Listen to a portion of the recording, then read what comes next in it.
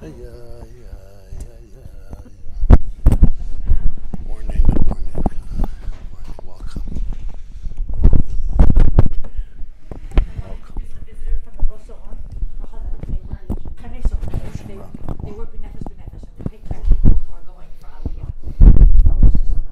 Well, thank you for the honor. A lot of hatzlacha in your work.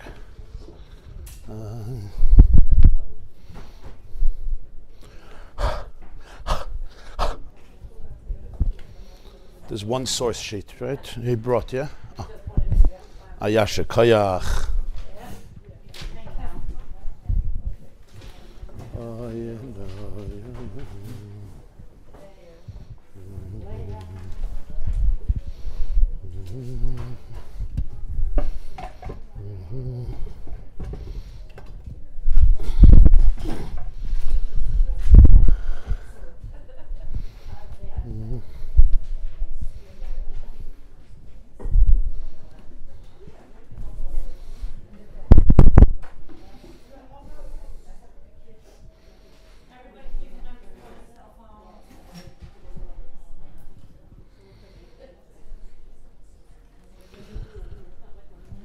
Okay, we could begin, right? We could begin? We can only begin, yeah? Okay. Thank you.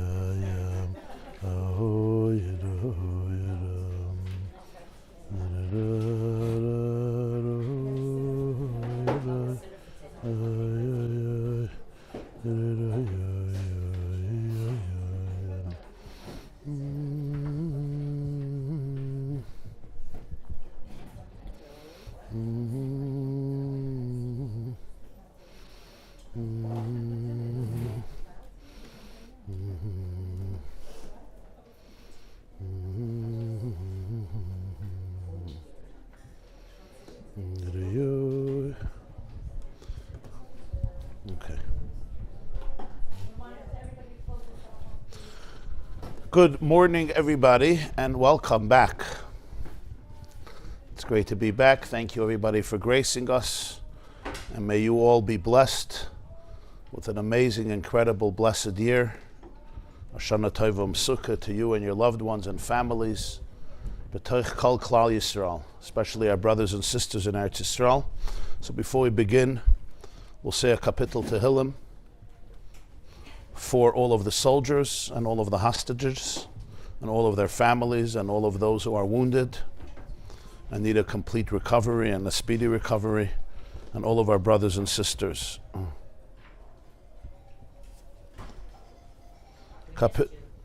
Thank you very much. Thank you.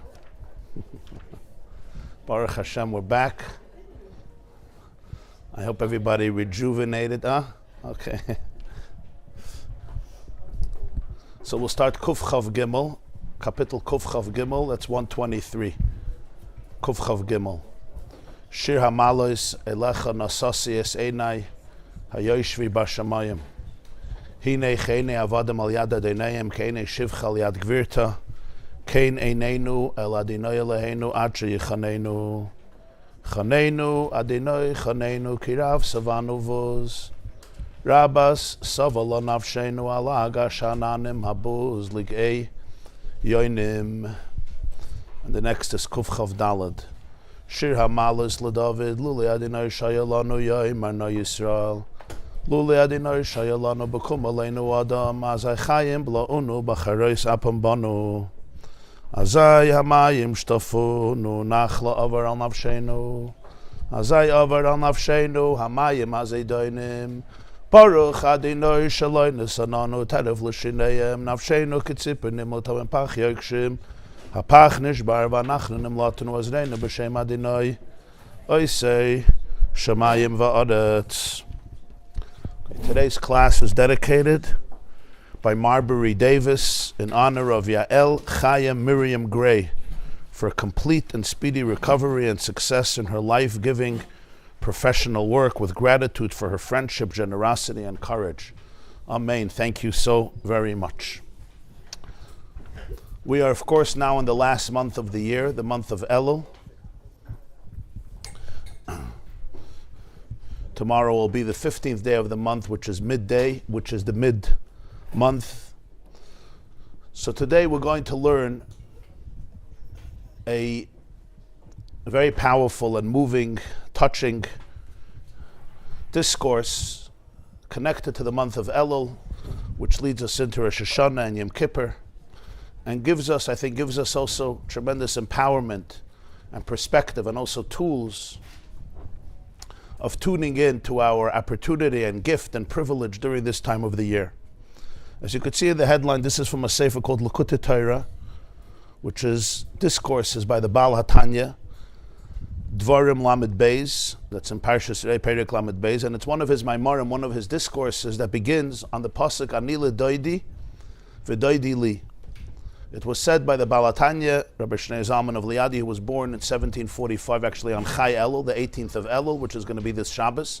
The 18th of Elul is the birthday of the Baal Shem Tov. Before that, it's the Yahrzeit of the Maharal of Prague. It's the birthday of the Baal Shem Tov in 1698. And also the birthday of the Baal HaTanya in 1745, Shnas Tov Kuf Hey. This Maamr was said in the year Tov Kuf Nun Zayin, which is 1797. You won't be tested on all the numbers unless you want to. I just like giving historical dates. I think it gives a full picture. So we're talking about quite a while ago, 1797. He said this discourse, and the pasuk Ani Ledodi v'Doidi li, which is, of course, everybody knows, a verse from Shir HaShirim, from the Song of Songs. Ani Ledodi means I am loyal to my beloved one, and Doidi, my beloved one, is loyal, is dedicated li to me. Rosh Tevis Elul. So it says in Svarim, already from earlier generations, Davud Raham, the Arizal says that Ani Ledodi v'Doidi li is one of the acronyms of Elul, right? Elul is Ani Ledodi v'Doidi li. In Judaism, acronyms are not just random. It's like, oh, you found a word and it has an acronym, but there's a thematic significance. So that's what he's going to come to explain. V'ha'inyan, I took out some, copied and pasted some of the actual text so we could learn inside and hopefully cover at least a significant amount. V'ha'inyan explains, Ki be'elul maschel b'chinas ani l'doidi. Elul begins on avodah, work, the service, which is called ani l'doidi, me approaching my beloved one. The Hainu B'chinas Isarusa de Lasata. This is called an arousal from below. In Kabbalah and Chassidus, there's something called Isarusa de Lasata and Isarusa de La'ela. Isarusa de Lasata is Hisairus, an arousal from below. Isarusa de La'ela is an arousal from above. It's like sometimes I can begin the relationship and then it's reciprocated, or sometimes you can begin the relationship and I reciprocate, right? There's two different ways. Everybody knows in a marriage, sometimes one person arouses, inspires, or the other person initiates. So that's the difference between Isarusa de Lasata and Isarusa de Leilas. Ani L'Doidi, there's another pasuk that says Doidi li v'ani loi, but here it begins Ani L'Doidi. I reach out. In other words, there's an arousal from below. Ad Rosh Hashanah v'Yom Kippurim, shehem b'chinas hamshachas elakusa yizbarach lamata b'chinas esgalos. Then comes Rosh Hashanah and Yom Kippur, and then there is a much more intense revelation from above on Rosh Hashanah and Yom Kippur. But the month of Elul is the beginning of Ani Ledodi, the Sarusa de Latata, the arousal from below. And he's now going to explain what this means. V'hinei noida, it's known, the Arizal says, Sheba Elul huzman is galus yud gimel midas harachama. The Arizal says that Elul is the time of the revelation of the 13 attributes of compassion. That's why by the Sfardim, they begin Slichos on Rosh Chodesh Elul. The Ashkenazim begin much later, right before Rosh Hashanah. Because of that, they get to eat rice on Pesach. We don't quit per quo. But they have to get up very early in Elul. That was just a joke. So the reason they do slichus from the beginning of Elul is because in slichus we say many times the Yud Gimel Midas Harachim, the 13 attributes of compassion. And during the time of Elul is the time of the revelation of these 13 attributes. Hashem, Hashem, Kael. It starts Kael, Racham, V'chanan, etc.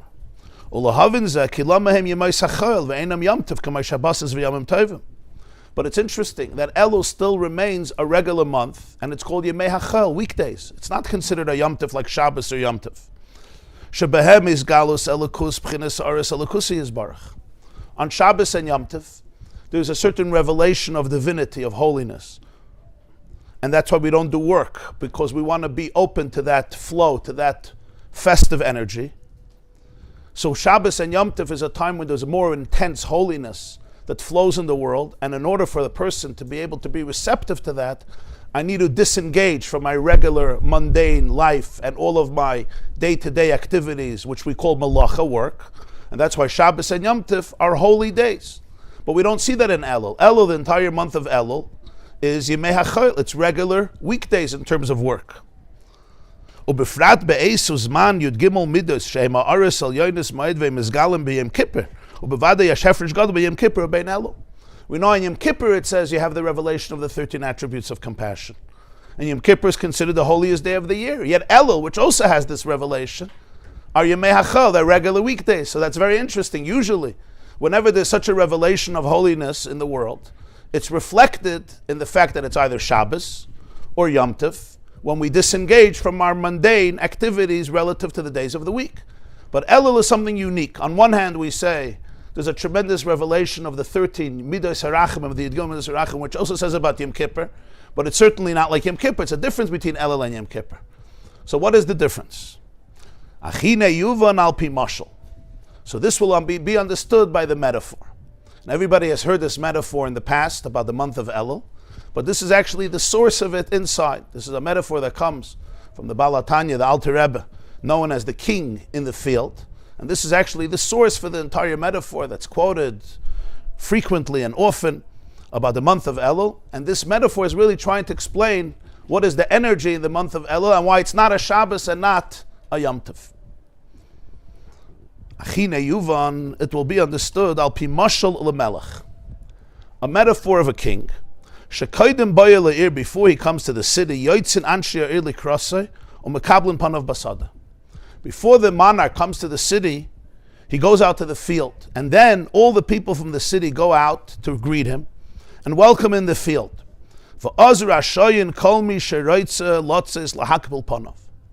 And then there is permission, there's opportunity. Whoever wants can go and greet and welcome and talk and shmooze and fabring and connect with their leader. And he welcomes everybody with a pleasant and happy and delightful countenance. And displays a glowing face. Panim seichakais is a face filled with smiles and joy and delight, like when I'm happy to see somebody and your face is glowing. He displays this glowing, shining, happy face to everyone. Then when he goes back to the city, the people in the field follow. When it comes to his inner chamber, here one goes in only with permission. And also, in order to get an appointment with the king himself in the palace, it's usually people of renown, choice people, ministers, people who are close to the king, people who are involved in running the country, etc. They get in to go to the king. This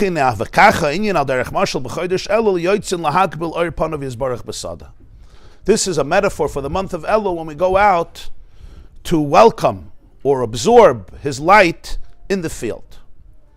What is the meaning of this? There's the king, the way the king is in the palace, everybody knows. Not everybody could walk in, even not with kings, even with prominent leaders or presidents or prime ministers.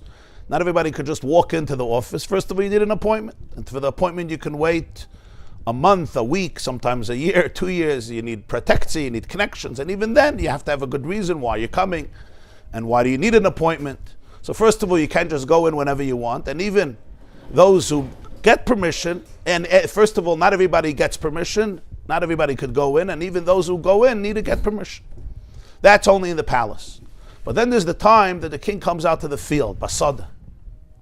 When the king comes out to the field, here it's a completely different situation. Here it's like echadam, he's like one of the people. Here anybody can approach. And how do they approach? They approach the way they are. They're in the field. They don't get dressed. They don't have to put on a special uniform. They don't have to wait for months. They don't need protection. Doesn't have to be a special person. They don't even have permission. There's complete access to every single individual, no matter who he or she is, no matter what state they're in, no matter how they're dressed, no matter what their occupation is, to go over and connect. You'll say, but it's the king. In the palace, you would never do this. You would make sure to get the right outfit. You make sure to come in the right time. You make sure to have the permission. You make sure to appear. The answer is the king came out to you in the field. He wants to be with you on your terms, not on his terms. So therefore, it's like they'll have, I don't know if it's a good metaphor. I mean, he said this in Russia. This is Tsarist Russia during the days, 1797 was during the days of Powell. You had Elizabeth and Catherine the Great and Peter, who was, I think, assassinated, and you had Powell, and then you had Alexander, and then you had Nicholas, the Russia Marusha, who did the Kantanistan. So this is in the days of Powell. So a king was a very, very serious thing. It's not like today we don't really understand what a monarchy is. I mean, the best you get is the King of England, and it's not a serious monarchy. It's a constitutional monarchy with a parliament and a prime minister. But the king in those days, in the 1700s, Russia was not a democracy. It was Tsarist Russia, and the king was the king. Just hearing the name of the king created awe. Now, some kings were benevolent, some kings were mad, some kings were despots and tyrants and dictators, and some kings were wise and caring and compassionate people. So there was a time that the king would go out to the field just to, as he would say, fabreng with the oilam. Like you'll have a campaign trail. On a campaign trail, the president or the president candidate especially does not put on a tie. Why? He'll put on a different type of uniform. Why? In the White House, you'll never see him without a tie. The reason is because the point is, I want to connect to Joe the plumber. I want to connect, right, to Jim the farmer. I'm one of you. If it's sincere or it's not sincere is a separate question. But the concept is, you don't have to get dressed and you don't need permission. I'm one of the people. So the Baal HaTanya says this is the uniqueness of the month of Elul. Rosh Hashanah and Yom Kippur is already like the king goes back to the palace. So here somebody needs to prepare in order to go in. There's a certain revelation. Elul, he's in the field. So on one hand, you have a tremendous revelation of Yud Gimel Midas HaRachamim. So why is it not Shabbos and Yom Tov?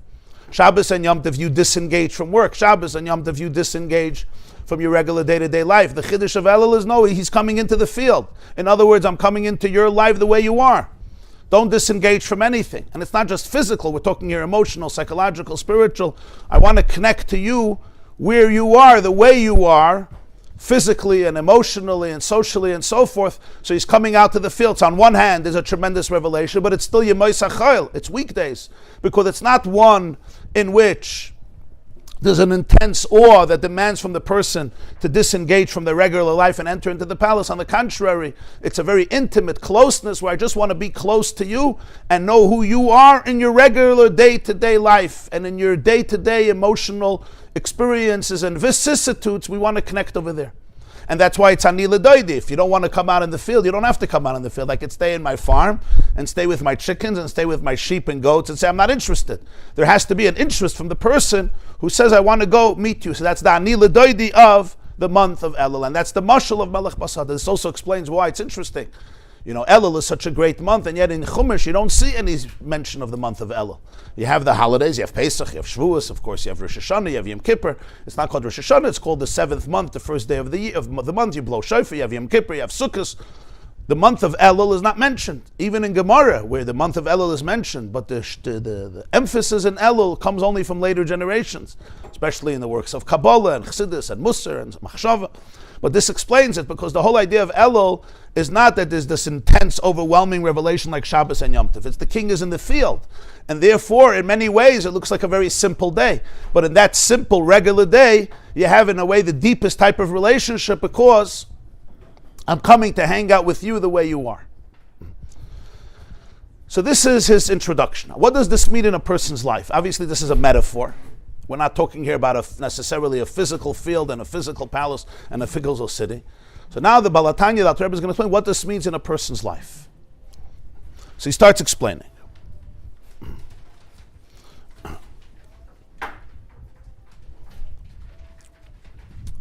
When you say Hashem comes out to the field, it's a metaphor of the idea that we all have different parts in ourselves. Every person's life has so many different parts. And our schedule is comprised of different parts, and our soul is comprised of different parts.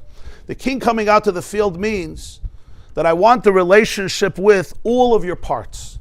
I want a relationship with you in your most primal, regular, simple self. In other words, I don't need you to dress, sometimes you have to dress up for, what do they call it, a black tie event.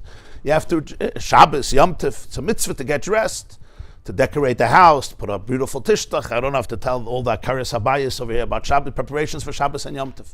Elul, he says, is a whole different inyan. It's Yimei HaChayil, regular days. We're talking the weekdays of Elul, of course. You have the Shabbos of Elul. Spiritually, what that represents is, I don't need you, Hashem says, I don't want you to dress up. I mean, you can dress up if you want, but the point is, I want to get to know you and connect to you, and you should be able to connect to me, Ani Ledodi, with every aspect of your being, with your existence in its most raw and natural and authentic and primal self. And that's what he says, Yotzin lahagbel oir panav yizbarach basada, in the field inside of us. And therefore everybody has access. It's not like you say, this is a child, you don't have access. Or you're not a distinguished person, you don't have access. Or you're not dressed well enough, or you didn't make an appointment, or you have to wait, or you have no good reason. The whole point in the field is you don't need a reason. And it's not about age, and it's not about demographic. It's about the fact that I'm coming to you, and therefore I want to connect to you on your terms the way you are. The only thing is, can you show up? Can you show up for that relationship? Sometimes that's the hard thing. To explain what this means on a deeper level. So he starts explaining what the word Yisrael is. The first one of the 13 attributes is, we say, Vayavar Hashem Apanav Vayikra Hashem Hashem. So the Arizal says that's an introduction. The first of the 13 is Kael. Kael, Rachum, V'chanun, Erech, Apayim, V'rav Chesed V'emes. L'chein Nikri Yisrael Miloshen Sar Kael. The name of the Jewish people is Yisrael. Why Yisrael? So one of the explanations is Yisrael is a combination of two words. Sar, Kael, with a yud in the beginning. The word Sar means a ruler. Shrara, like Sarah meant rulership. Or even today you have a Sar as like a minister. Somebody who's a ruler, a leader. Sar is a form of leader. Shrara is leadership. So Sar Kael means V'hayud Meir al Asmadas Hapula K'may Yasa. In Hebrew, when there's a yud in the beginning, it means it's perpetual. It's constant, like Kacha Yasa Eov. The puzzle says this is what Eov will always do. Upchirish Shebchines Kael Usar U'Moishel B'Kerba. So what's Yisrael? That Yisrael is Sar Kael. The Kael, Aleph Lamed, is a Sar inside of the Jew. In other words, what rules the Jew, whether it's the man or the woman or the child, the Sar inside of Yisrael is Kael. The Yud is, it's constant. It's a perpetual state of consciousness. That the Kael is the Sar. So in other words, what rules me, there's different parts in me, but what rules me, it's the Kael. The Hainu, Sheyesh B'chol Nefesh Mi Yisrael Nitzutz Elikus Mamish. In every Jewish soul, no matter whom, there is literally a divine spark. And he says mamish. In other words, it's not an exaggeration, it's not drama, it's not to be charming or nice. It's nitzutz elikus mamish. It's a spark literally of godliness. So it's not like you have a relationship with God, but rather Hashem, there's a nitzutz elikus. There's a person has a consciousness which is a derivative of infinite consciousness. It's a derivative, kivayachal, of elikus itself, of godliness. Hamechaya nafshei elikis. This gives life to his or her divine soul. Therefore, by nature, it gravitates. Moishech is it pulls, it gravitates to remain one with the light of life, with the source of life. Limsar nafshei elav yizbarach, to completely be aligned. The soul should be completely aligned with Hashem. And this is beyond intellect or analysis. In other words, this is not a logical thing that because I have a logical reason or a philosophical reason, therefore I have a relationship. It's deeper than that. It's the deepest core of the person is that you're a nitzitz elikus, you're mamish one with Hashem, you are divine, And therefore, in that deepest place, there's natural alignment, there's natural connection, where the person wants to have dveikus, wants to be connected constantly. That's what the pasuk means when it says your children. Kibra kara da'avua. As the Gemara says, the child is an extension. Kara means like the leg, the knee of the parent of the father. Shenichlo b'rtzoyne shalaviv b'li shum tam v'das k'may b'chinas regel shabata l'gabei reish bein l'ratzon shaloi klal. The definition of banim atam l'Hashem Elokeichem is like the relationship of the leg to the head. It's not two separate things that have to connect. If I want to move my leg, if it's a healthy person, the leg naturally responds because it's one entity. It's not like you have to force your feet or your hands. Like now, I'm telling my hand, maybe you should lift yourself up because you're giving a class, so it's maybe better if your hand goes up and the hand says, I'm not sure. I would like to stay rested. Who are you to tell me what to do? You're not my boss. You're not my master. I'll teach you. I'm actually physically stronger than you. The brain is just a little jello of 2 pounds. The fist is a little stronger. So when that happens and the hand is not responding, you have to go to the emergency room immediately. Because a healthy person is a singular organism. So it's not like there's a competition between the head and the other limbs, and now they get into a fight, but the head says, I'm going to persuade you, I'm not going to argue with you. And if that's happening, it means that there's something missing in the connection. And that's why it's a sign of a chas v'shalom, of an illness. Because in a healthy body, it's a cohesive entity that is singular. It's a central nervous system that is connected to every single last cell and every single last item of the body. So essentially, in that level of a person, banim atam l'Hashem Elokeichem, there's a complete oneness. So it's not like Hashem is one thing and I'm another thing, and then I say, you know what, I'm going to listen to you because it pays for me. You're going to reward me. It's a much deeper connection. It's even beyond seichel. I don't need a rational explanation. This is who the person is. The person is in their deepest space. Yisrael is the Kael, which is Kael Hashem Vayar Lanu, the first one of the Gilul Midas Harachamim. This is the Sar. This is what, in the deepest consciousness, this is what the person wants. The person wants dveikus. The person wants to be completely one with the source, because they are the source. They are an extension of the source. They're not separate. Like imagine a child, a fetus still in the womb of its mother. So it's not like the fetus in the womb of its mother decides it's going to listen to its mother. Mommy says, eat, come eat. Once they're 4 years old, you have to force them to eat supper because they don't want to eat the vegetables. They want to start with the ice cream. Just like they saw their mommy do a little earlier. So they're actually good children. They follow the example. I don't mean the mommies here. I mean other mommies. Or tatis, or whoever. But in the womb of the mother, it's not like there's no separation. They use the same oxygen and they have the same nutrients. It's completely one. It's not like there's no rebellion. It's l'chatchila no separation. Once they're born, they become separate. So on that level, banim atam l'Hashem Elokeichem means that in the deepest place of the soul, there's no other desire. Not because you're so holy, because you are holy, because you are one. So it's not like I'm a saint, because the I is one with the source. So therefore, that ratzon is your ratzon. That's why he says, Ein lo ratzon shaloi klal, v'zel batal ritzayncha mepnei ritzayna. It says in Pirkei Avos, nullify your will before his will. So literally it means nullify your will, like surrender your will for Hashem's will. The Baal Tanya says there's something much deeper here. It says mipnei ritzayna. What's the word mipnei? Literally mipnei means from before. Pnei is the face. So he says this is what it really means. Shebechedei sheyareh la'adam b'chinas pnimis ritzayna yizbarach.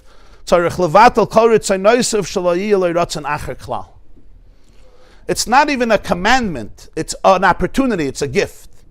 In order for a person to be able to experience pnei ritzayna, what's pnei ritzayna? The pnimius of his ratzon, his true intimate desire in you, I need to be able to let go of all the other desires that distract me from having the true experience of pnei ritzayna, which means in the deepest place of a person, we have one desire. The desire that a person has is dveikus, complete oneness with truth, complete oneness with the essence of life, as he calls it here, la'ur ba'or achayim, to be completely aligned. And the reason is because at the core, the soul is divine. It's literally divine consciousness. It's an infinite expression of divine consciousness. So it is who it is. It cannot be who it is not. That's what it is. What often happens, though, is, what always happens, not often, what happens, each person in a different way is, this divine soul becomes manifested in a body, and it becomes manifested in an animal consciousness, which is trying to survive, and in its need for survival, and its thought that it's separate, it develops all types of different desires in order to be able to feel that it's safe and it's comfortable. And as a result of that, a person can get very, very distracted and not know and not feel the truth of what their true desire is. So, batal ritzayncha mipnei ritzaynai, in order for you to be able to experience pnimiyus ritzaynai, in order for you to be able to experience his truest and deepest desire, which is your truest and deepest desire, and his truest and deepest desire in you and in that relationship. So when I let go and I don't allow myself to get distracted and overwhelmed by other itzainas, by other desires, then I'm more open to be able to experience my true desire. So going out to the field, the king coming out to the field means an invitation to be able to connect on this level. However, and here's a big however, we all know that in life there's so many different distractions. And there's so many different experiences that we have. And as a result of that, one often can hear these words and not even relate to it. Like, what are you talking about? I mean, it's nice in theory, it's sweet, maybe it's true for certain tzaddikim or saintly people. But in life, we have so many different needs and so many different desires and so many different cravings and so many different things that aggravate us and so forth. So here he goes to the next step, which is the second chapter, and discusses how does a person begin to find these things, to find this part. So this is in many ways very practical tools here about this relationship.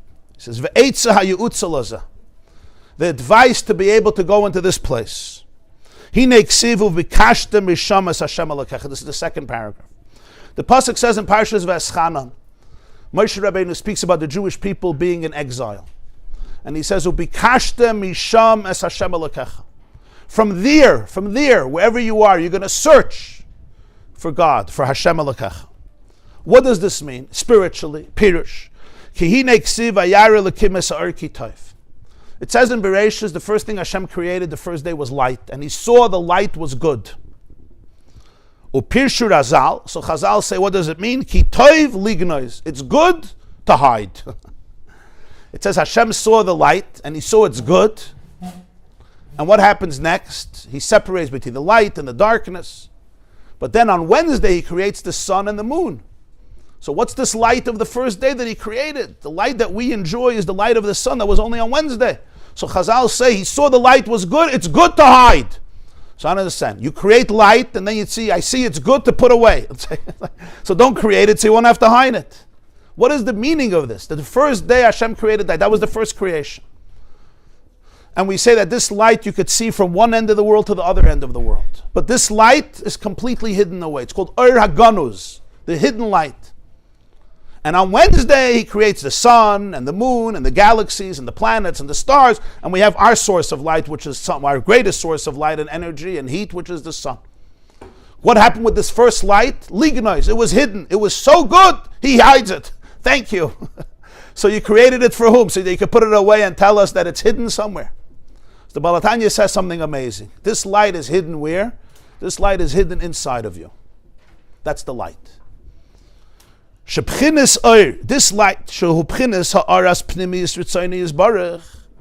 This is the light that reflects his internal, intimate desire. Pnei ritzayni. The word pnei, like we said before, pnei is face, but pnei also comes from the word pnimiyus, the inside, like panim. Panim is everything has the pnimius, the internal aspect of it. The most internal, deepest part of it is called the pnimius. We all have our chitzonius, right? That's my external display. And then you have your pnimius, is your innermost self.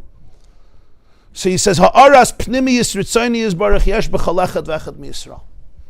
In every single soul, in every single Jew, you have this Ur. What is this Ur? The Ur is this light of the deepest will and desire and pleasure of Hashem.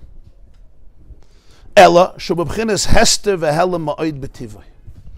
But it was hidden. Naturally, it can remain very, very concealed and hidden to the point that the person doesn't even know that they have it. Sometimes I could live my entire life and not know about the depth that exists inside of me. V'tzarech legalis oitzer shel yireh shamayim. That's why one needs to expose, reveal the treasure, the oitzer of yireh shamayim. Chazal say there's an oitzer. An oitzer, literally, oitzer means a treasure. In halacha, when it says the word oitzer, it's a storage place that's hidden. It's like put away, and you sometimes have to excavate and reveal what may be hidden under layers and layers and layers of debris or rubble or garbage, or just put away somewhere or not exposed, maybe buried in the ground. So, in every single soul, there's vayara lekimis ha'or ki toiv. Ki toiv lignois. This light is hidden in the soul, and this light gives you access to everything. What does it mean it gives you access to everything? It says you could see from one end of the world to the other end of the world. What does it mean you could see from one end of the world to the other end of the world? It means that on this level, the person has the deepest divine clarity and conviction and awareness, but it could be completely covered up. And that's why when a person has access to this air, what does it mean? That in this space, they're not ever separate from the source of life. They're completely one, and therefore they're also invincible. You're invincible, and you're also filled with love and filled with confidence because it's a reflection of the divine itself. By Hashem it says, Oiz v'chedva b'mkaimai. We say in Tehillim, we say it in the morning in davening. In His space there's confidence and there's joy. So in this space there's always confidence and there's joy, because the lack of confidence or the lack of joy is always coming because I don't know who I am. I don't know about this part. In this part there's always a very, very deep confidence, and you can't obliterate the confidence. Nobody can obliterate, just like nobody can obliterate God. They can try. A lot of people try to obliterate God. Tito stabbed the Paraychis and he saw blood and he decided that he killed the Rebbe Shalom. It's just just doesn't work that way, right? Machshema Hitler wrote in Mein Kampf. He says we have to get rid of the Jews. We have to get rid of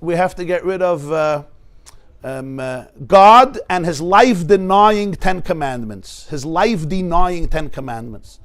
If we get rid of the life-denying 10 Commandments, so the same is true with every person. This space can't be obliterated. It's hidden. It's hidden, and it could be hidden there for years and years and years. A person themselves doesn't know about it.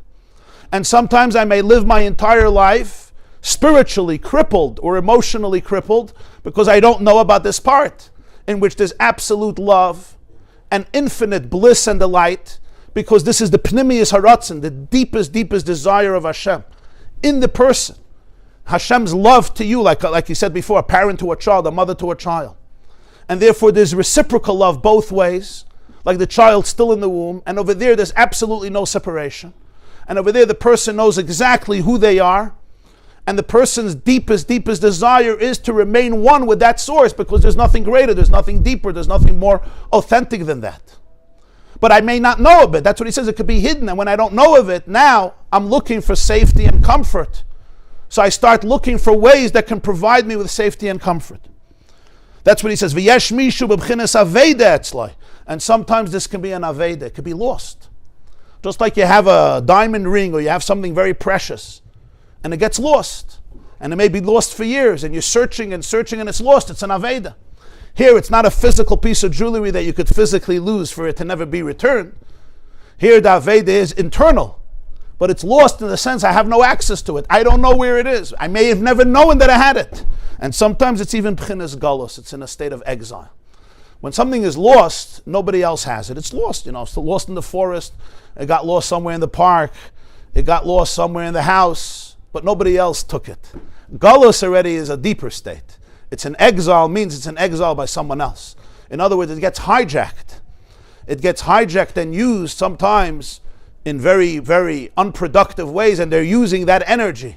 It can't be completely in Galus, but it's somewhere in Galus, it's in exile, and therefore it can't flex its muscles. I can't know who it is. Al zen nemar ubikashtem. This is what Moshe Rabbeinu says, ubikashtem mishamas Hashem alakacha. Search. The word bikashtem means two things. Bakasha is to request, like ani mevakesh mimcha, but really the word bakasha comes from the word levakesh, to search. Bikush. Ubikashta misha means to look, to search for something. Levakesh, lechapes. Shetevakesh utechapes. Ve'ein chipus ela acher aveda. You don't search only for something that's lost. I'm not searching now where my jacket is. I'm not searching where this tissue box is.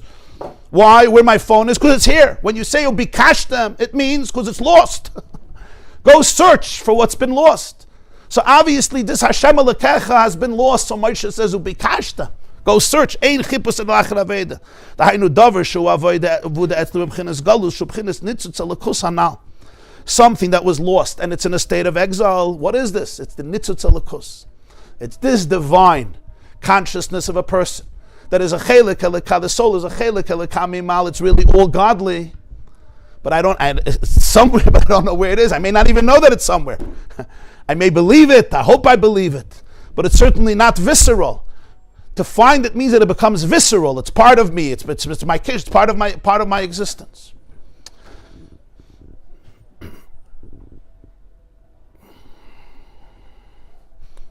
There's an old Chelem story. You know the Chelem story.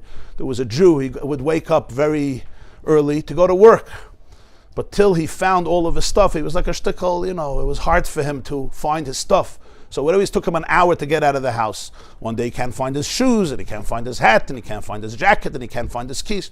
So he came to the Rav of Chelem, and he says, what should I do? So he says, before you go to sleep, make a list where everything is the night before, and then you'll just follow the list.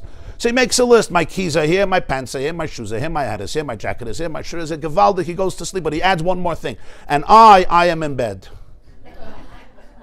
He wakes up early in the morning, he's all excited, he takes out the list, and guess what? Within a half a minute, he has all of the 9 items. And then he comes to the 10th and most precious item, I am in bed.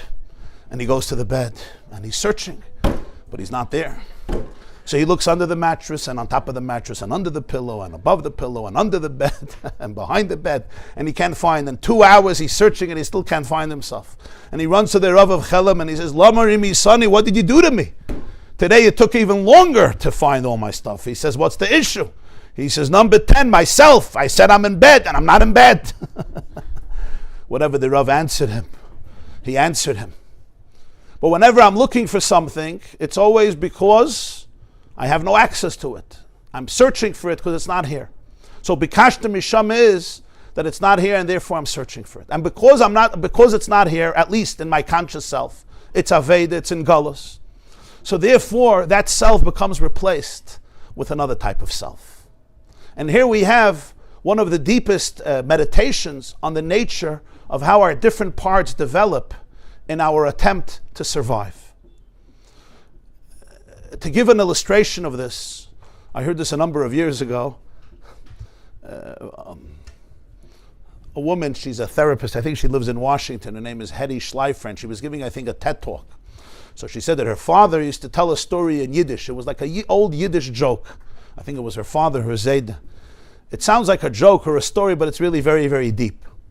The story is that there was once a Jew who wanted to look very good. We're talking about getting dressed to come into the palace, not to go to the field.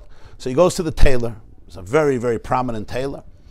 And he gives him the most expensive silk fabric, and he asks him to weave for him, or crochet, or make for him a beautiful suit. And he does. Comes back 6 weeks later to try on the suit. And this fellow puts on the jacket, and he sees that the left sleeve is too short. So he says, this really doesn't look good. I mean, look at the sleeve. It doesn't come down to the end. He says, it's true. With this fabric, it couldn't go till the end. But in order to look good, you're going to have to bend in your hand. And when you bend in your hand, it'll become shorter. It's going to go till the end, which anyway, it's good for exercise. That your hand is bent in, it's a very good stretch. So he says, 1 second, but I'm looking at my right shoulder, and the suit jacket is elevated. It looks really, really not good. There's like so much space. He says, that's true. To fit into the suit, you're going to have to lift up your right shoulder so it fits in, which is anyway good for the body to stretch, and you'll walk around like this. So then he takes a look at his right leg, and he says, it's much too short. It doesn't come down. Come on. He says, that's true. But you know what? It's very good to learn how to hop. And generally learn how to balance. So therefore you walk around with your right leg uplifted, and then the suit fits beautifully. He says, well, one second, I'm looking at my waist, the left waist. It's also not good. There's so much space. It's like bold and it's protruded. It's not. He says, that's true. But it's very good in yoga. You got to stretch the waist. So therefore, You'll stretch it to the left, you'll go outwards, and the suit will fit. He so loved the suit, and he was so eager to wear it, so that's what he did. So he walks out from the tailor's office, and you know what he looks like, right? One hand is up like this, the shoulder is up like this, his waist is out like this, his leg is up like this. I'm sorry for those who are not watching the video, who are just listening, but it's pretty funny what I'm doing. I'm doing yoga stretches. So he comes out to the street, and he's wearing this beautiful suit, and you know what he looks like already, right? Azai. And two Jews are walking down the street. And they see this fellow walking out of the tailor's home, the tailor's office. So Yankel turns to his friend Zelig, and he says, you know, that tailor is a genius. That tailor is a skilled man. He is a true artist. There's nobody like him in the world. He says, what are you talking about? He says, look what he did. He took a cripple, and he made such a beautiful suit that works for his body to give him dignity and respect. He doesn't have to walk around like a schlep. He can walk around like an aristocrat as a cripple. Credit is due where credit is due. I like this tailor. And that's the end of the story. And if we think about it in a sad way, but also in a funny way, this is a story of life. And it's not the story of, you know, some unique people. This is really the story of life. There's a suit that is the perfect model. And now I sometimes literally need to mutilate my soul, cripple it, reshape it, and take it away from its natural design and shape to fit the suit. And this is what we mean when we talk about the animal consciousness also living in a person. And it's not a mistake, because Hashem made us with this whole idea. It's not a mistake. This is the story of life. This is our mission in life, to work with all these parts. But basically, as he said before, at the core of the soul, you're completely one with Hashem, and therefore you're infinite. And therefore, you have a light, as he says, a light that extends to the whole world. It's a light, it's a clear vision. And there's always an inner connection and an inner relationship, and nothing can obliterate it. And over there, my deepest desire is just alignment, to remain in dvekas, to remain in alignment. And that's the most precious thing in the world. There's nothing more precious, because nothing comes close to that. What's going to come close to alignment with infinity, with the source of everything, with the source of existence? Dvekas in Hashem. But we also have an animal consciousness. What's the animal consciousness? The animal consciousness is Hashem gave us a body, which is a gift, a divine gift, and the soul comes into the body. And for the body to live, we have what's called a nefesh habahamis, a nefesh hachiyunis, that gives life to the body, and it lives in the blood. And it's responsible for one thing. It's responsible to keep us safe and to keep us comfortable. It's responsible for our digestive system, and for our circulatory system, and for our respiratory system, and for all of the other systems in biology. It's responsible for that. And that's its holy function. It monitors it's our thermometer. You know, are you too hot? Are you too cold? Am I hungry? Am I tired? Am I thirsty? Whatever it does. It also wants to keep us safe. And therefore, when there's danger, it alerts us to danger. And that's the blessing. Like a fire alarm that goes off, chas v'shalom, or a smoke detector. When there's smoke, there's a fire, it goes off. We call it the amygdala in the brain, which detects danger and alerts us to it. But in the natural design of things, the body is a vehicle for the animal soul, and the animal soul is a vehicle for the divine soul. I can't give tzedakah without my animal soul, with my hands. And I can't make a bracha, and I can't learn, and I can't connect with somebody, and I can't love without my body. So the body is a vehicle for the animal soul. The animal soul is a vehicle for the divine soul. What happens in that story, though, is there's a suit that I need to fit into. And that suit becomes the model of what it means to live and to be dressed nicely. But my body wasn't made to be that way. No problem. I become something other than who I really am in order to be able to wear this suit. And this is what happens to so many animal souls. We develop, or I may develop, so many different characteristics, so many different traits that bend me out of my natural shape in order to fit the suit, so that everybody should look and say, Rabbi YY looks very good today. I hope this food suit fits me, does it? What does this mean psychologically? With a suit, it's a funny story. When it comes to a person's inner soul, it becomes a little more complicated. Let's say, as a young person, I didn't feel I could trust. For whatever reason, I did not feel I could trust. I always had to be alert of betrayal. I can't trust. So I grow up learning that I can't trust, but the soul wants to trust. The soul is trust. The soul is divine, it trusts. But I learned that I can't trust. So now I don't know who to trust and who not to trust. Now my natural design may be I can't trust anybody. I don't know how to be in a connection. I don't know how to be in a relationship. I don't know how to be honest. I don't know how to be authentic. Maybe I learned that I can't emote. It was too painful. So I learned that in order to survive, I disassociate from my emotions. Maybe I learned that I have to fight for everything, because if not, I'm not going to get it, and therefore without aggression, I can't function, I can't live. Maybe I learned that I have to please everybody, because if I don't please everybody, they're not going to like me, and I'm unloved, and therefore my job is to please everybody and make sure everybody likes me, so I can walk around my whole life emotionally crippled, completely not knowing who I am, respecting who I am, loving who I am, feeling my energy, just to fit into a suit. That in my mind, this is the suit which is going to make me look good, and people will like me and approve of me and say he's a good guy or she's a good person and safe. And in my own mind, this is safety. And sometimes I could be 50 years old, 60 years old, 30 years old, 40 years old, whatever the age is, and I'm still in that same patterns of behavior, those same emotions. And when I look a little deeper at what it's really I'm just desperately trying to fit in to the only suit I know is going to give me credibility in this world. Because without that, if I get rid of this suit and I say, you could take this suit and throw it into the Hudson River, I'll rather wear a shmata, but it's going to be suitable for me, suitable, pun intended. That takes a lot of courage. And the whole world is going to say, oh, look at this ugly, ugly person, get back into the cave where you belong. And if I've been doing it since a very young child, I don't even know what another suit looks like. And this is what he means. The light is there. The infinite light is there. And that light is your light. It's ha'aras pnimiyus ritzayni yisbarach. It's God's deepest, intimate love. But it may be in Aveda. It may be lost. I don't know it. So now I need an identity. So the world gives me an identity. Okay, the world says, you'll be respected if you'll be, a world-renowned speaker. Sounds familiar?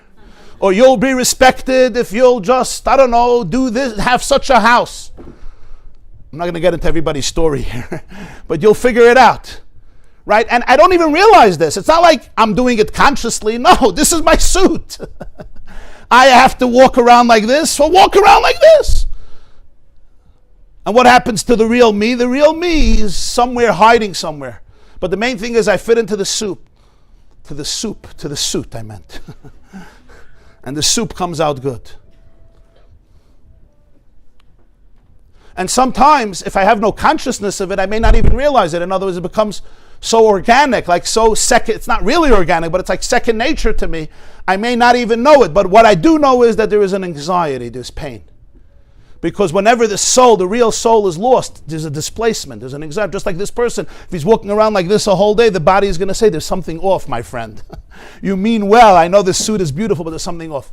The anxiety is not our enemy. The anxiety is an alarm clock. The anxiety is saying, something is off. There's a dissonance here. You're trying so hard. All you wanted to do was to be a good person, to be a good girl, to be a good boy, to be loved, to be accepted. But nobody ever allowed you to understand how deeply God loves you, how deeply you can love yourself, how you could fill yourself up in the deepest way. And you could show up to your life joyfully with your full presence, not amputating or crippling or caving in or compromising or even diluting any part of your true light. So Moshe Rabbeinu tells the Jewish people, "Ubikashtem mishamas Hashem alekach." It's there, but it's an aveda, it's lost. Go search. And the Baal Batanya continues. This is the second paragraph, 3 lines from the bottom. V'hine hakasav omer ubikashtem misham Misham daika. He says, search from there. What's from there? You can't search for something that's lost only in the place that it was lost. We want to go other places. You have to go where it was lost.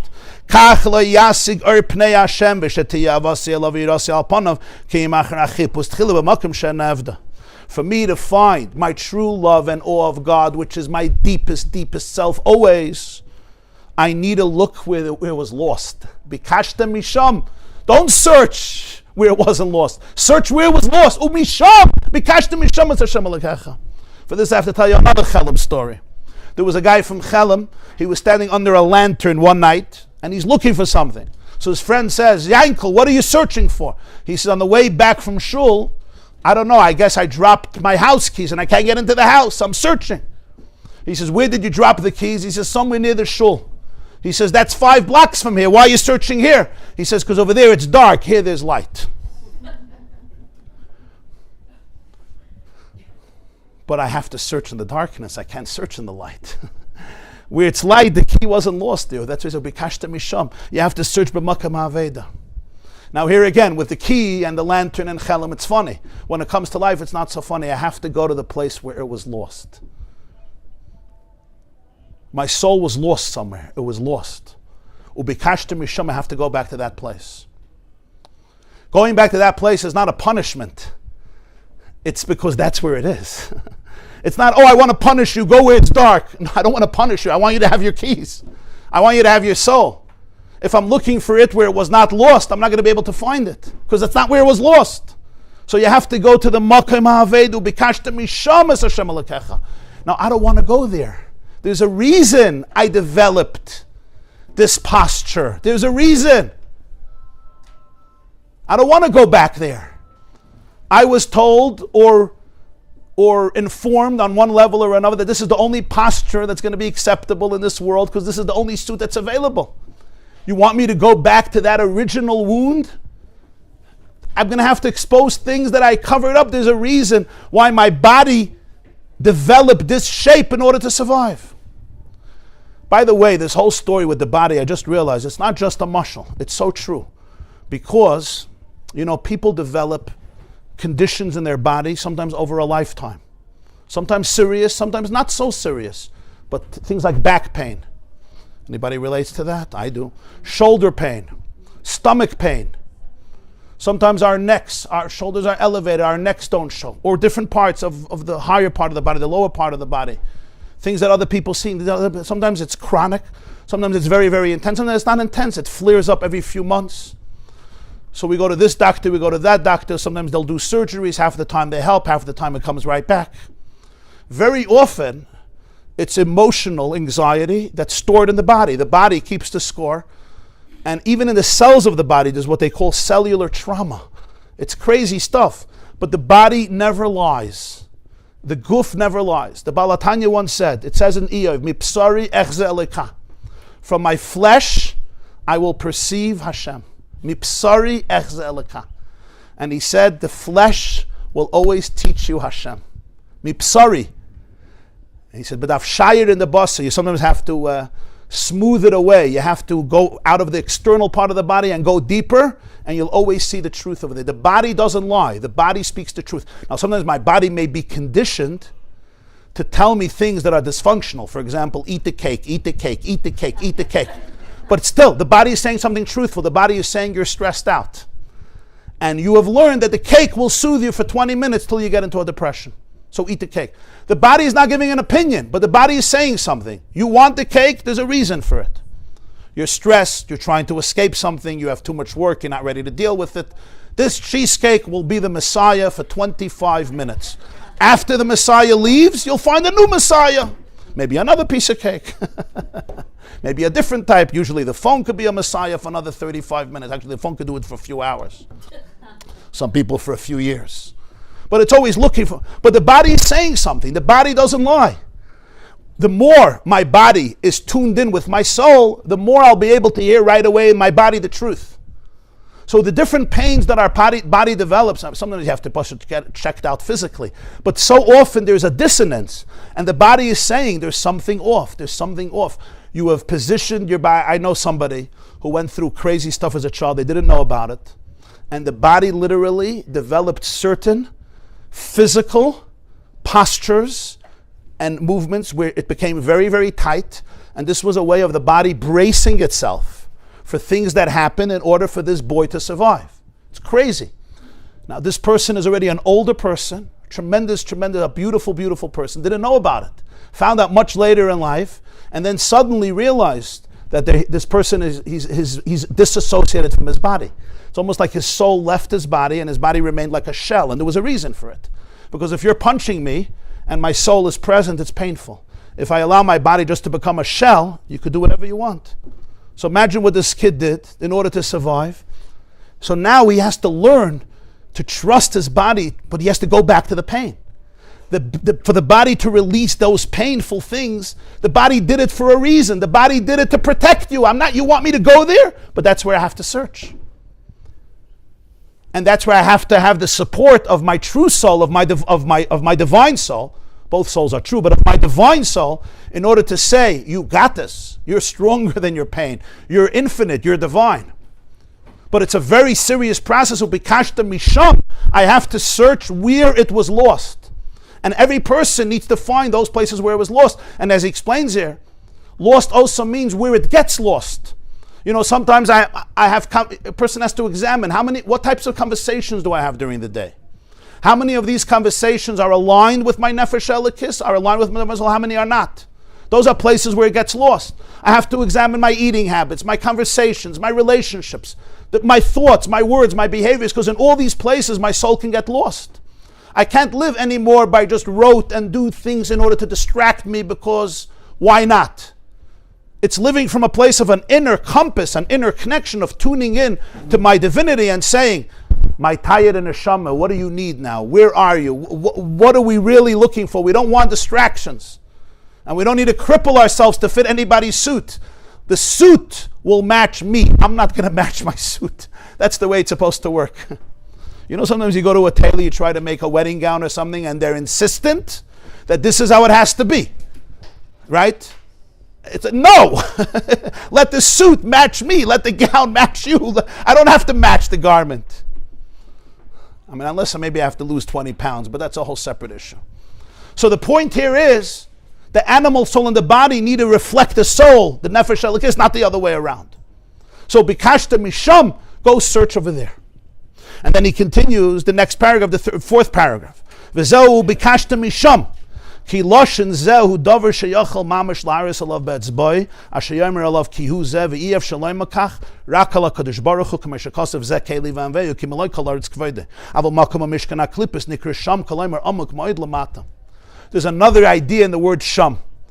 He says the only thing you could say zeh is this. When you could point on something, because it's right here, you could say zeh. Maamr be'etzboi v'omer zeh. By the splitting of the sea, the Jewish people said, Zeh keli v'anveyu. This is my God. The place of klipa, which is blockages, is always called sham. It's there. When you say zeh, it's here. Zeh. I can't say zeh on something that's not invisible, that's not in front of me. Zeh is only, you could say, hu zeh, ki hu zeh. Zehu. This is it, zehu.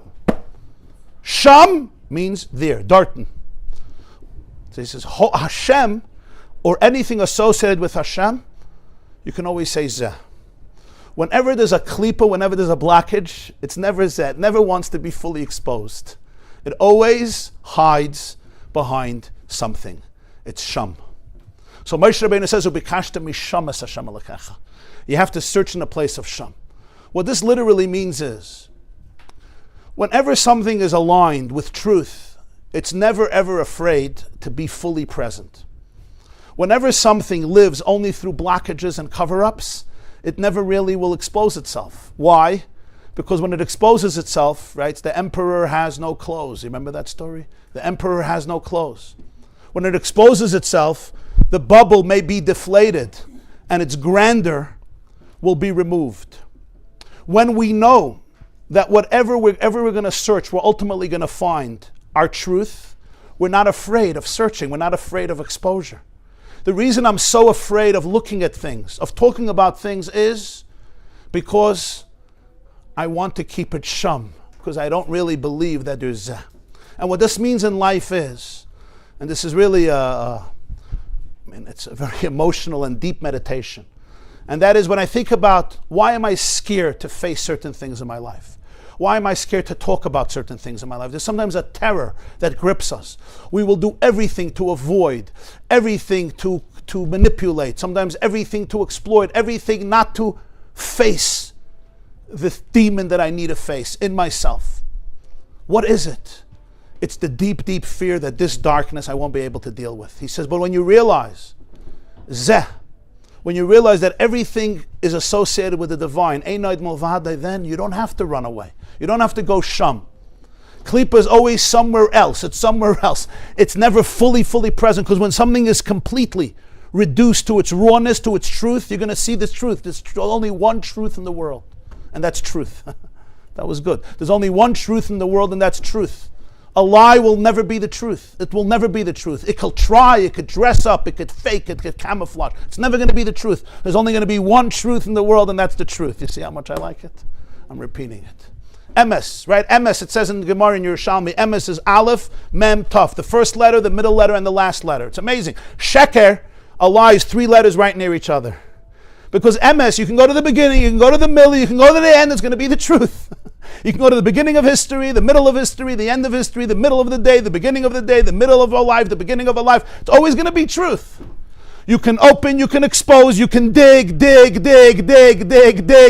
It's not going to lie, it's going to be truth. Zeh, it's always going to be zeh. I'm always going to be here. Ani Rishon, Vani Acharon, Umibiladei Elikim. Sheker always that keeps together, the 3 letters are together. From this perspective, if you go a little broader, if you go expansive, you look at the beginning, the middle, the end, you won't find it anymore. Sheker is always one perspective, 3 letters right near each other. From one perspective, one angle, it's going to look good. But if you have a broader picture, if you go deeper, if you're expansive, it's going to melt away. It's going to fade into oblivion. So in a person's life, he says, Ubikashta misham. Go to the place of Sham. Go to the places that I did there. I'm not looking there. I'm not going to go there. It's a hiding place. That's where I have to search. That's called the place of Klipa. That's the place of blockages. But that's where my soul is hidden. That's where it got lost. That's where the Klipa is hiding it into Sham. So that's why Moshe Rabbeinu says, Ubikashta mishamas Hashem Elokecha matzasa. And here comes another step in this process. Another incredible step. So if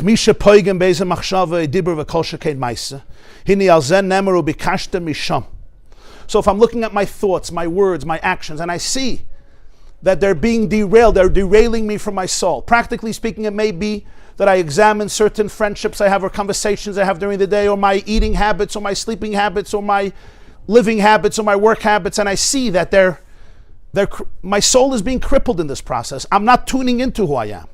I'm just reacting. I'm just surviving. I'm not thriving. I'm just surviving. I'm running from one thing to another thing to another thing. But essentially, I'm looking away from what I have to look at. This story is only going to work in Yiddish. In Yiddish, there's an expression, Ich mach sich nicht wissendig. You know what that means? I make believe I don't know. So in Yiddish, when you want to ask somebody, how are you? You say, was machst du? Was machst du? It doesn't work in English. Because in English, it means, what are you making? You don't say, hey, what are you making? It's like, right? Was machst du? So they once asked a Yid, was machst du? I knew. So he said, ich mach sich nicht wissendig. What are you doing? He said, I'm making believe I don't know. Al chet shechatanu lefanecha beyoidim or below yoidim. So Chassidim used to say, beyoidim meveist or below yoidim, mach sich nicht wissendig. It's for the sin I know, but I make believe I don't know. Sometimes my whole life I have to make believe I don't know, but of course I know. The body knows, and the soul knows. But I make believe I don't know. Why do I make believe I don't know? Because I don't want to face it. So I make believe I don't know. And we get it. And that's the challenge, but that's the gift. And that's what it means. The king comes to the field. Don't dress up on me. Don't put on your nice suit. Don't put on your nice suit. Get rid of your nice suit. I want to see what's inside. I don't need your nice suits here.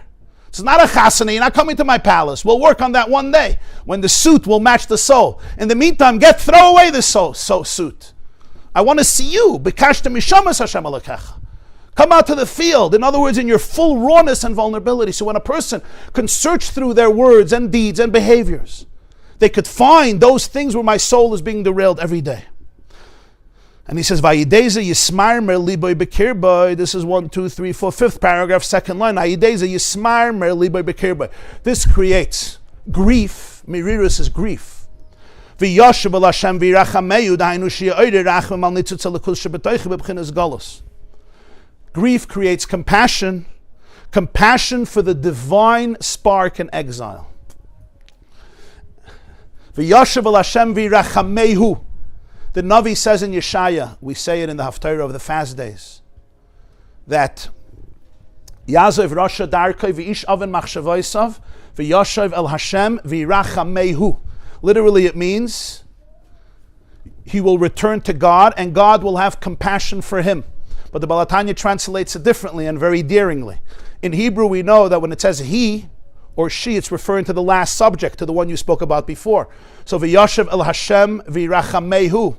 He will return to Hashem and have compassion for him. Who's the him? It's for Hashem. It's having compassion for the divinity inside of you. Wow. V'yoshev el Hashem v'irachamehu. Can you have rachamim on Hashem, on the nitzutz elikus? What did my soul have to go through?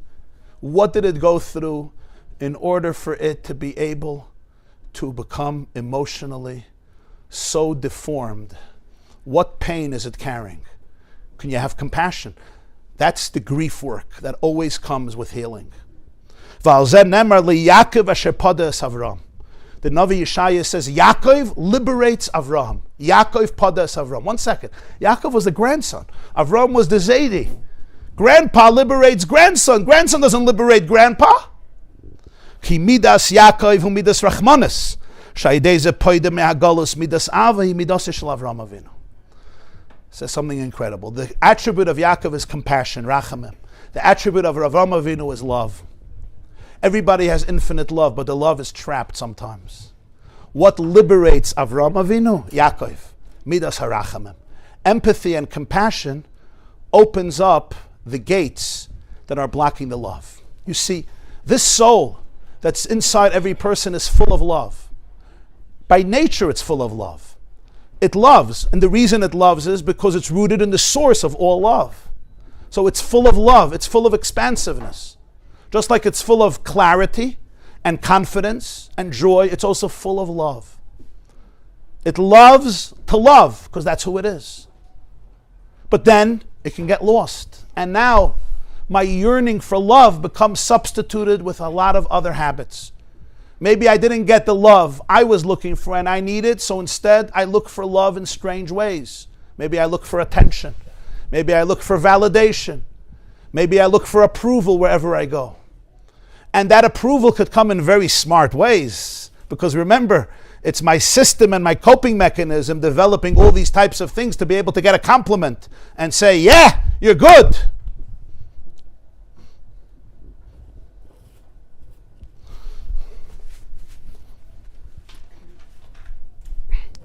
I know in my own life, I'm always evolving. At least I'm always trying to evolve. You'll ask my wife if I'm actually evolving, but I'm at least trying to evolve. I remember there was a time in my life I would finish a speech and I was searching for compliments. And then I realized, but it's coming with so much anxiety and the compliment is not doing what I want it to do. And then I knew it has nothing to do with the compliment. The compliment is just a way of finding some form of solace and comfort that I don't have inside. And that's why one compliment won't do it. Because that compliment will not fill that inner void. So a second one, a third one. It's like the cake I was talking about. These are all external ways of thinking we're going to get what we really need, and we find very clever ways of doing it, and then we're just running that marathon, every person in their own way. But the real need is trapped. And to go back to the real need is going to be painful because there's a loss over there. That's the sham. So every person in that life, their life has this. And he says the way to liberate it is not by shaming yourself. It's by Yaakov Avinu, midas harachamim. Can I have compassion on how much my soul needed to literally cripple emotionally, I don't mean physically, how much the soul needed to so be not who it is in order to be able to think that that's how it needs to survive. How painful that is. Don't guilt yourself and shame yourself and tell you how bad you are. You know, like people who have social anxiety and then they shame themselves. Why am I such a nerd? Why do I have social anxiety? Why can't I be like this woman who walks in and has confidence? All you know that she has even more anxiety than you. She just knows how to cover it up better. And we're always comparing ourselves. Nobody ever changed from self-shaming. All that you accomplish is your anxiety gets much stronger because it realizes that the enemy is within and it has to become even more anxious in order to protect you. Remember, all these are protective mechanisms that the animal soul developed in order to protect itself. If you're going to shame it, that is the original reason it created this blockage. You understood what I just said? The only way you can open it up is compassion. You know, one of the hardest substances on planet Earth, it's interesting, is the pit in a peach. Did you ever try breaking the pit in a peach? You'll never be able to. You could take a hammer from Hein Bismargen. It's unbelievable. You know why? It has the seeds. So it's holding on to the treasure. It's holding on to its children. There's only one thing that can split open the pit, the pit of a peach. And that is you put it in earth. And earth has nutrients, and after a little while, it just opens up nicely, and the pit falls out. The seed falls out, and it's in the earth, and a new tree grows. And then it holds on to it. It holds on to it, and you could shame it and crack it. No. I'm protecting something very deep, maybe from 1 year old, 4 years old, 10 years old, whatever it is. I'm not letting go of this. You're crazy. Put it in the earth. The earth is Mother Earth. You know, the earth with its compassion and its grip, it'll open up. They'll open up differently. Right? There's an old mashal they used to give, a very, very powerful mashal. The sun and the wind had a fight. They had a machlokes. Who's more powerful? The wind says, come on, I got the mightiness. I got it. I got the strength. The sun said, no, it's me. He said, you know what, let's test. There's a guy, Chaim Yankel.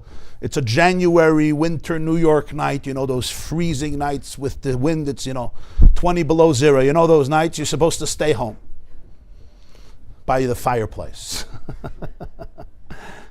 and watch the snow from the window and write a poem as you're journaling and eat popcorn. I mean kale, not popcorn. So the wind sees Chaim Yankel walking down the street and the wind says, I will prove power. He's wearing his coat. So the sun says, come on, let's see if you can get off his coat. So the wind starts blowing off the coat. And of course, the more the wind is blowing, the more he's like holding on. So the storm comes, a hurricane comes. This poor guy thinks he's going to fall and the coat is flying and he's holding on to it with all of his might, stronger and stronger. And the more the wind is ferociously expressing its might, the more he's holding on tight to it with his life. And then the sun turns to the wind and says, let me do my work. And the sun comes out. And its rays begin to warm the atmosphere. And it becomes warmer and warmer, and slowly he just takes off his coat and he smiles and says, what a beautiful day. It's basically two approaches to life. One is the approaches, I will shame you, I will guilt you with my might, I will force you to take off that coat, to take off all your bad midos, to get rid of all your klipos, to get rid of all your blockages. I will force you by telling you how bad you are. But very often you just put them on tighter. You just figure out a way of how to do it tighter. This Yaakov, from Yaakov is midas harachim. Midas harachim is different. Can you really have compassion for your soul? Can you see the beauty, the bliss that's inside that has been hidden? Can I see the inner child that literally went into hiding because of all the circumstances of life? And even if I made mistakes willingly because I didn't know all of this, or even if I knew some of it but I was trapped in my wounds, can I have compassion for that too? People think that compassion is condoning bad behavior. It's not.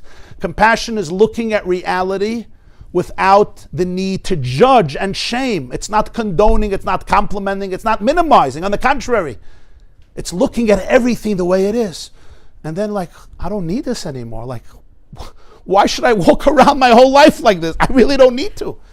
First of all, I don't need to. God doesn't want me. And it's actually depriving the whole world from who I am, and depriving me from my light. So Yaakov liberates Avraham Avinu. This compassion opens it up. And then he continues. The next paragraph. This is the third paragraph from the bottom.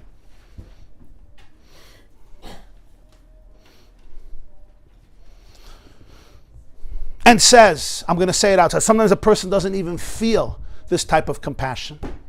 Sometimes to feel grief, you already have to be much more open. Let's face it, one of the greatest coping mechanisms is, I don't want to feel grief. I don't want to feel pain. Because it's painful to feel pain. It's not dangerous, but it's painful. I don't want to feel it. I don't want to go there. It's working. Okay, I have back pain. Okay, I'll go to a chiropractor. I have neck pain. Okay, I'll take Advil, like I did yesterday. Okay, I have stomach pain. Fine, I'll find a new diet. I don't want to go there. I just don't want to go there.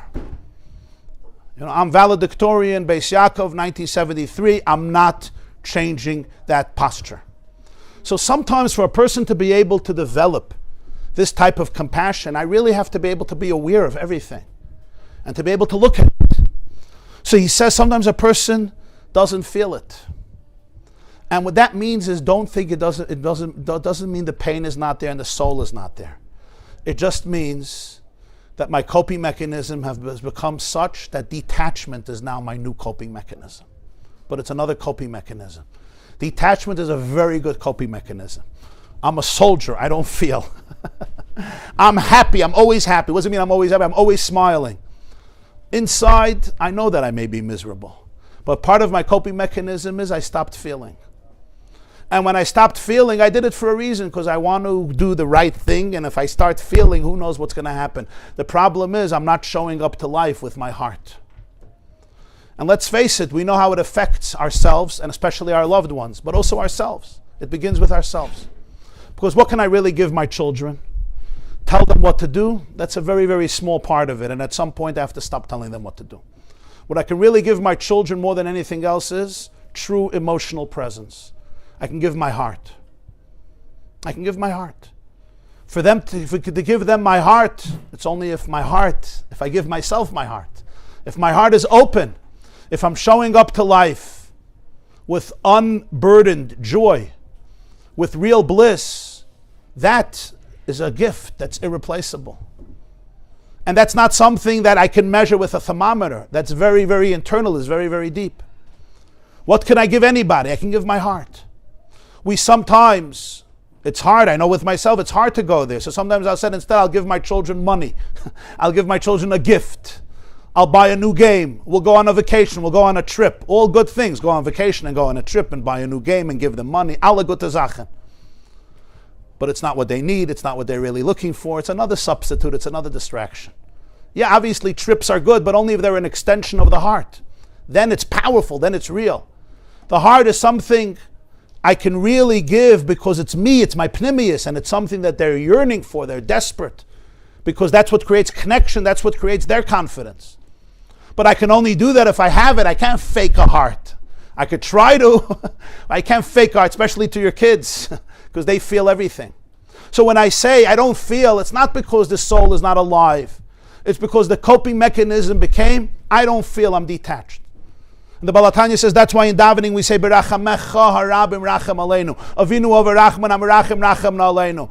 He says sometimes we ourselves don't have the compassion. I can't feel it because I'm not in touch with my soul. But you know how great my soul is. Allow me to feel your compassion for my soul. B'rachamecha harabim rachem aleinu. You do know who I am. You do know what my soul is. Maybe I'm now, unfortunately, not consciously in touch with it. Now he says physically, when the nail gets cut off from the finger, there's no pain in the nail anymore, even if it stumbles against something. But by a person, it's never like that because you're never really, really detached. You're always, always connected.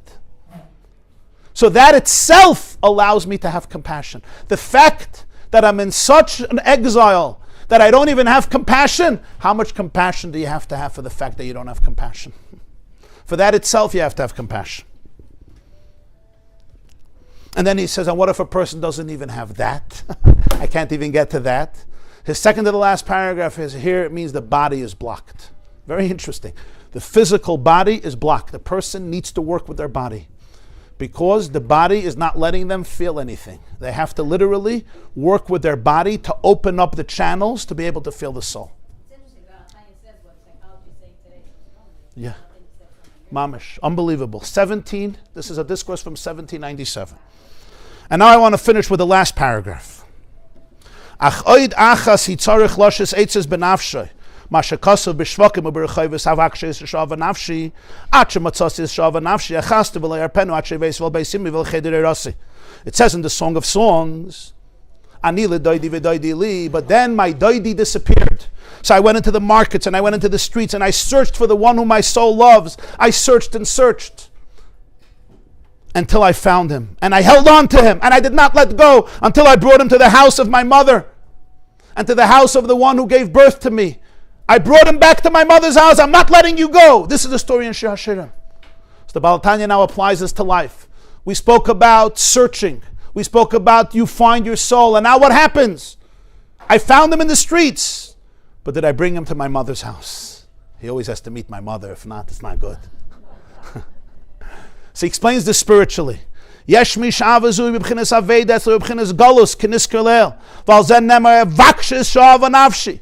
I search for what my soul loves. Why do I have to search? Because he's absent or she's absent. Because I don't know where he is. I don't know where she is. I'm searching for that which my soul loves. And it doesn't only mean for the person that my soul loves.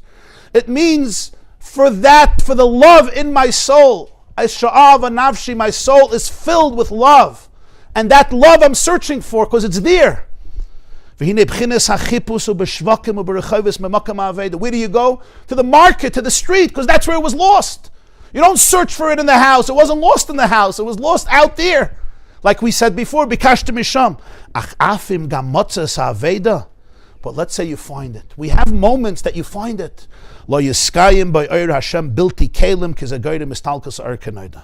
You need to make vessels for the light. Even if a light shows up but you don't have a container, the light goes away. And he says that's the secret. Sometimes we have moments. People sometimes go on journeys. They go on spiritual journeys, emotional journeys, different healing journeys, and they find very deep things. They do work on themselves. And the earth shows up. It's like, oh wow, I'm not a cripple. I'm not emotionally sick. I'm such a good person. I have so much divinity inside of me. He says, you need to make kalim, you need to hold on to it. She doesn't just say, I found him in the streets. I took him and I took him to my mother's house. Because your mother won't let him go. So what's pshat? V'lachena eitza lasas kalim la'or Hashem. The eitz is always to make kalim, vessels, containers, because that's what holds the light. You have a flame, but there's no wick, there's no oil, it's not going to burn. It needs a keli, it needs something to bring it down. Our soul, divinity, needs a keli in this world. V'heim oisius haTorah. And that's what learning Torah is all about. The letters of Torah are containers. Ki beis imi zu Torah shebeksav, v'cheder hayrasi zu Torah shebal peh. K'may shekosov, Hashem alekecha eish oichlehu, u'kashem sheyev shel eish la'achaz b'li psila shum davar hanechaz b'y, kachachastiv la'arpenu at shevesiv. Moshe Rabbeinu compares Hashem to a fire, a consuming fire. Why? A fire needs a wick in order to be able to endure. A log, a twig, something. If there's no keli, the fire is not going to be. Hashem Elokecha is there, but it's eish eichlehu. What are the kelim to keep it? So the first keli he says is bring it to the base imi v'cheder hayrasi, which the Zohar says is Torah shebeksav and Torah shebal peh. When a Jew continues to learn Torah, when we learn Torah, Torah is a container. It's the letters, it's the information, it's the wisdom that keeps us in touch with that higher awareness, with that higher consciousness. Especially when we're learning Torah that deals with the soul, pnimiyus HaTorah, the Torah that deals with the story of the neshama, the story of the heart. It constantly expands my horizons and keeps me connected. Even if I have moments that I fall and I fail and I lose sight of who I am. Gam ayidei mitzvah tzedakah. There's another keli, and that's tzedakah. Tzedakah, of course, means tzedakah, charity, helping people. Shehu midas ha-chesed, shehu chitzonius v'keli lebchinas ha'or v'ava b'chinas pnimiyusa. Chesed is the keli for love, which is the inner chesed. Chesed is the outer vessel for love, which is the soul of chesed. So the love of the soul will maintain, but it needs kelim. And the two vessels in Yiddishkeit are Torah and tzedakah. Torah holds it, and tzedakah holds it. This is why we say in davening in Shemona Esrei, Ki ba'or panecha nasata lanu Torahs chayim v'avas chesed. We say every day at the end of davening, before the end of Shemona Esrei, with the light of your face, you gave us a living Torah and the love of kindness. So literally it means you gave us a gift. He says it means something deeper. Pirush, ki la'or pnei Hashem shu b'chinas ha'or yesh shnei kelim shem Torah v'chesed. Ba'or panecha, there is the light of your face. There is your light of pnimius, the pnimius light, the innermost light that was created on the first day, that is hidden and embedded in every person. It's in my soul. Ba'or panecha, to hold on to that or nosatalanu, you gave us two vessels, Teras Chayim and Avas Chesed, Utzdaka, Bracha, V'rachim, V'chaim, V'shalom. Ba'or panecha, to be able to hold on to this light, you gave us Teras Chayim and Avas Chesed. These are the containers to be able to hold on to this. So in summation, Ani Ledodi V'Doidi Li is Rosh Tevis Elul. Because Elul is the time of Ani Ledodi, the arousal from below. And it's not a Yom Tif. It's not like Shabbos or Yom Tif or Yom Kippur, even though you have the revelation of the Yud Gimel Midas. Because it's like the king coming out to the field. So it's a revelation on your terms, in a very mundane setting. I want to see you. I want to be close with you the way you are in your regular day-to-day life. And that's why it's Ani L'Doidi. It's about you showing up with Ani, with who I am, to be able to welcome the king and find that spark inside of you, which is pure divinity. But often it can get lost in the story of life. So Moshe says, Ubikashtem, search. Because the oir that you could see from one end of the world to the other end of the world is there, but it's embedded and I have to search for it. And where? Misham, where it was lost, I have to search for it, not anywhere else. And Sham is the place of Klipa because it's always hiding from reality. Don't be afraid to look at anything, because if you know that it's aligned with God, you're allowed to look at it. You don't have to be afraid of it. And that's the Zeh. And when I search for it, and I see my soul was lost, now is the time for compassion, which is the midah of Yaakov, which liberates the love. If I can't, and that's where there's compassion and grief that sets one free. If I can't even have that, it's not because it's not there, it's because my coping mechanism is that I'm blocked from feeling even that. And that's why we say, B'rachamecha Rabim Racham Aleinu. That itself will trigger compassion for the fact that I don't have compassion. And if I don't even have that, it's the body that's blocking, and I need to work with my body, because literally things happen that literally trapped it in my body, and the body is literally not letting me feel who I am. And then finally, even when I find my beloved one, I grab him and I bring him to the home of my mother that he doesn't leave. You always need kalim. I always need ways to integrate it in my daily life. If not, it remains elusive. And generally the two vessels is Teras Chayim and Ahavas Chesed. Have a beautiful day and a beautiful month and a good gebenched year. Be'ezer Hashem, next week we're on 9:30 a.m. Everybody have a beautiful and blessed week. Shikoyach.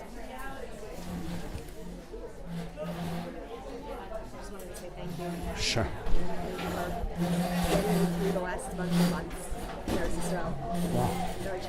Yes, I'm sure.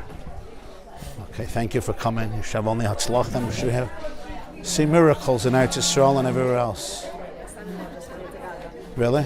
What's his name? Ben Chanoch. And his mother?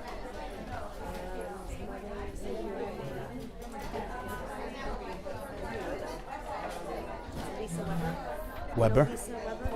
That's his mother. He just went into Gaza? Wow. Hashem Yishmar Tzeisa Yavayei Me'ata V'ad Olam. Should hear good news. Thank you for all your work. Nefesh b'nefesh, yeah. You're going back to Eretz Yisrael already?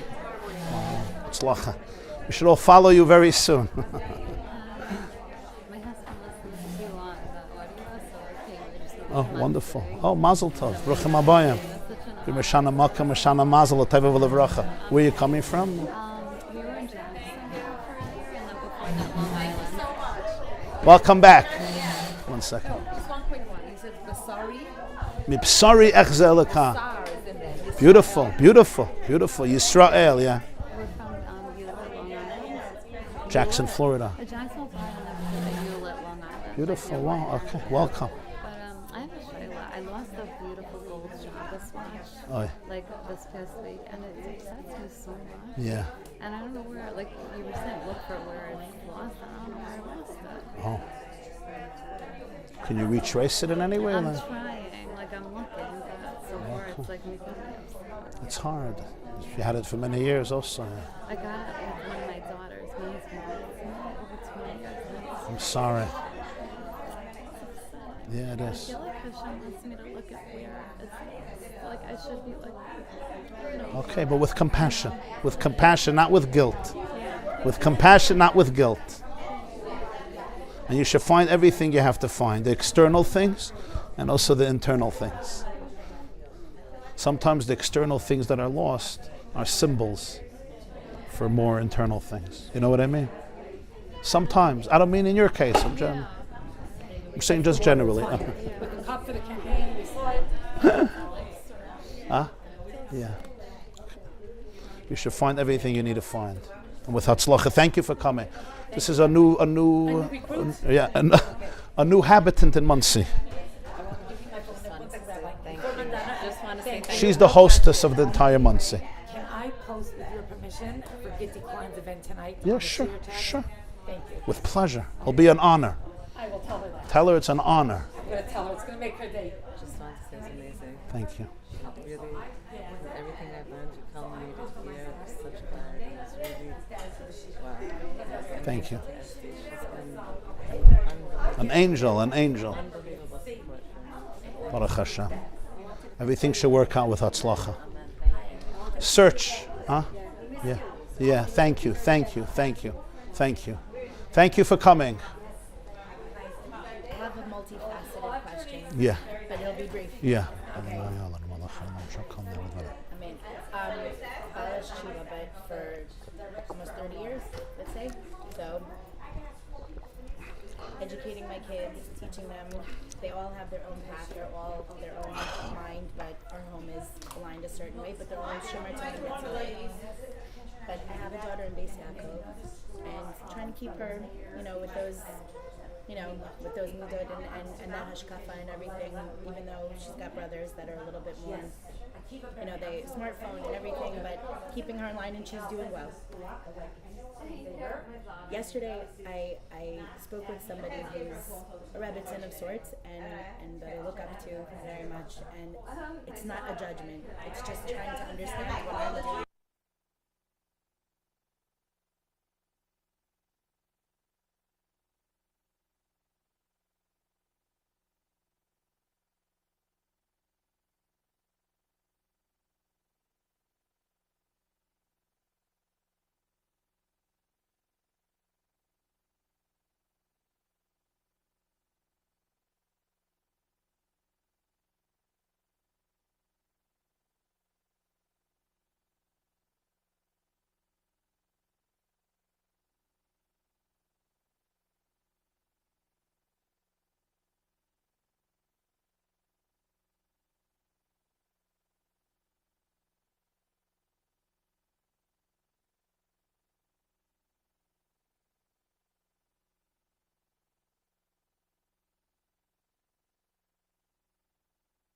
I'm so proud, but I'm like, I also don't want to be like, I also have a Yitzhara, and I also love music, and I'm also taming it, but like, I don't want to choke my kids at the same time. I think you're right with your approach, not to choke. But is it wrong if it's somebody that you look up to and you say, am I doing something wrong? Why do they feel that it's okay? I think there's different approaches, different people. I don't know that these things are black and white. Is it halachically wrong?